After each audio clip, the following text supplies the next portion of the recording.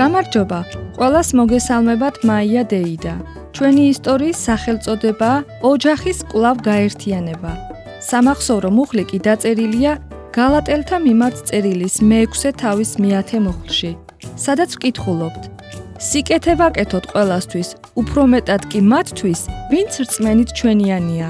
დღევანდელი ისტორიით უნდა ვისწავლოთ, რომ ღმერთი მზადაა დაგვეხმაროს, როდესაც ვემსახურებით ჩვენს ოჯახს.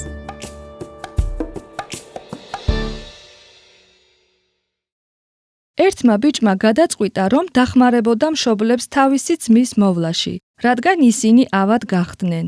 მან თავისი პატარა ძმა გამოკვება და სახლიც დაალაგა. მეგობრებო, თქვენ ეხმარებით ოჯახის წევრებს და ზრუნავთ მათზე. დღევანდელი ისტორიიდან შევიტყობთ, თუ რა გააკეთა იოსებმა თავისი ოჯახისთვის. სახლიდან შორს გატარებული მრავალი წლის შემდეგ, იაკობი ცოლებთან და 12 ვაჟთან ერთად ქანაანში დაბრუნდა. მისი ვაჟებიდან ერთ-ერთი უმცროსი და მისთვის ყველაზე საყვარელი შვილი იყო იოსები. ამის გამო უფროსმა ძმებმა შეიძულეს ის და გადაწყვიტეს მიეყიდათ მონებით მოვაჭრეებისთვის, რომლებიც ეგვიპტეში მიდიოდნენ. ეგვიპტეში იოსები ღვთის ერთგული რჩებოდა მაშინაც კი, როდესაც გასაჭირში ვარდებოდა. საბოლოოდ, ღმერთის დახმარებით ის ქვეყნის გამგებლად დაინიშნა. როდესაც შიმშილობა ჩამოვარდა ყველგან, იაკობმა თავისი 10 ვაჟი ეგვიპტეში გააგზავნა საკვების საყიდლად, ხოლო იოსები იმ დროს საკვების გამანაწილებელი იყო.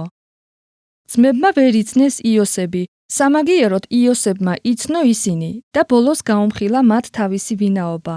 მან უთხრა თავის ძმებს, რომ აპატია მათ მისი მონად გაყიდვა. ასევე დახპირდა, რომ იზრუნებდა მთელ ოჯახზე. ამის გამო ძმები ქანაანში დაბრუნდნენ სასიხარულო ამბით. ისინი ძალიან გახარებულები იყვნენ. მათ მიჰქონდათ საკვებით დატვირთული ურმები, ასევე ახალი ტანსაცმელი და ძვირფასეულობა, რომელიც მათ აჩუქა იოსებმა. მათი უამრავი სახედარი დატვირთული იყო საჩუქრებით და მიჰქონდათ იაკობთან. გარდა ამ ყველაფრისა, მათ ფარაონისგან მიიღეს მოწვევა, რომ მოსულიყვნენ და ეცხოვრათ ეგვიპტეში. ფარაონმა პირობა დადო, რომ შიმშილობის დროს მათ ოჯახებს საზრდო არ მოაკლდებოდათ. შინ დაბრუნებისას მათი მამა იაკობი ვერ იჯერებდა იმას, რაც ვაჟებმა უამბეს. მისი საყვარელი ძე იოსები ცოცხალი იყო. ის არ იყო მკვდარი, როგორც ამას წლების განმავლობაში ფიქრობდა. დარწმუნებულები ხართ?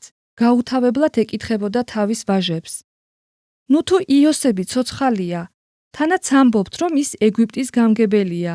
გთხოვთ, უფრო მეტი მიამბეთ.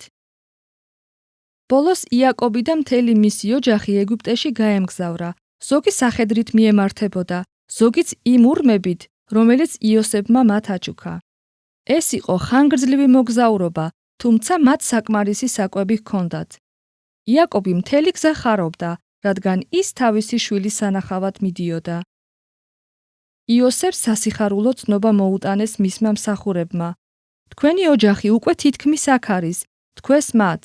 სასწრაფოდ ჩემი ეტლი მოამზადეთ, უბრძანა მათ იოსებმა. მან რამდენადაც შეძლო, სწრაფად გასწია ეტლით, რათა შეხვედროდა თავის მამას. როგორც კი მიაღწია, მაშინვე მიირბინა იაკობთან და ჩაეხუტა. სიხარულისგან ორივე მათგანი ატირდა. მალე იოსებმა თავისი 5 ძმა სასახლეში წაიყვანა ფარაონთან შესახვედრად. რა საქმიანობას ეწევით? კითხა მათ ფარაონმა. ჩვენ მწყემსები ვართ, უპასუხეს ძმებმა. შენს ძმებს შეუძლიათ იცხოვრონ გოშენის მიწაზე, უთხრა ფარაონმა იოსებს. საუკეთესო მიწას ვაძლევ მათ და თუ მოისურვებენ, შემიძლია ჩემი საქონლის ზედამხედველებად დავაყენო ისინი. იოსებმა თავისი მამაც წარუდგინა ფარაონს. იაკობმა, ღვთის ერთგულმა მსახურმა, აკურთხა ფარაონი, ეგვიპტის ძლევამოსილი მეფე. ამის შემდეგ იაკობმა ოჯახთან ერთად ეგვიპტეში 17 წელი იცხოვრა. შემდეგ კი 147 წლის ასაკში მოკვდა. იაკობის სიკვდილის შემდეგ იოსების ძმებმა ნერვიულობა დაიწყეს. ახლა, როცა მათი მამა აღარ იყო ცოცხალი, რას იზამდა იოსები, იძიებდა შურს იმის გამო, რაც მათ გაუკეთეს. იოსებს ძმებმა შეუთვალეს. სანამ მამა ჩვენი მოკვდებოდა, მას სურდა, რომ ჩვენთვის გეპატიებინა ის ბოროტება, რაც შენ გაგიკეთეთ. თქვენ ბოროტება განიზრახეთ ჩემთვის, უპასუხა იოსებმა, მაგრამ ღმერთმა სიკეთედ მოაქცია იგი და დღეს თქვენი დახმარება შემაძლებინა. მეგობრებო, როგორ ეხმარება ღმერთი თქვენს ოჯახს თქვენი მეშვეობით? თქვენ შეიძლება არასოდეს გახდეთ მაღალი თანამდებობის პირი თქვენს ქვეყანაში, ან არასოდეს მოგიწიოთ ოჯახის გადარჩენა შიმშილისგან, მაგრამ თქვენ ოჯახის ნაწილი ხართ, ასე რომ რისი გაკეთება შეგიძლიათ ახლა იმ ადამიანების დასახმარებლად და მათ დამის სიყვარულის გამოსავლენად, ვისთან ერთადაც ცხოვრობთ. და კიდევ, რა შეგიძლიათ გააკეთოთ იმისთვის, რომ ემსახუროთ თქვენს საეკლესიო ოჯახსაც?